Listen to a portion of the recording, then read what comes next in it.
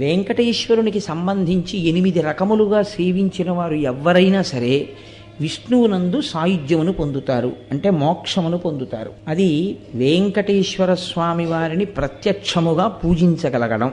అంటే ఆయనని ఒక మూర్తిలోకి ఆవాహన చేసి, అది ఫోటో అన్న భావనతో, అది ఒక మూర్తి అన్న భావనతో కాకుండా ఈయనే శ్రీ వెంకటేశ్వరుడు అన్న భావనతో సేవించగలుగుట. రెండవది, ఆయనను స్మరించుచుండుట. వెంకటేశ్వరుని గురించినటువంటి స్మరణ, అందుకే స్మరణాత్ ఇష్టవర్షిణం. ఆ క్షేత్రం గురించి కానీ ఆయన గురించి కానీ స్మరణ చేసినంత మాత్రం చేత కోర్కెలు ఈడేరుతాయి. కాబట్టి స్మరించుట.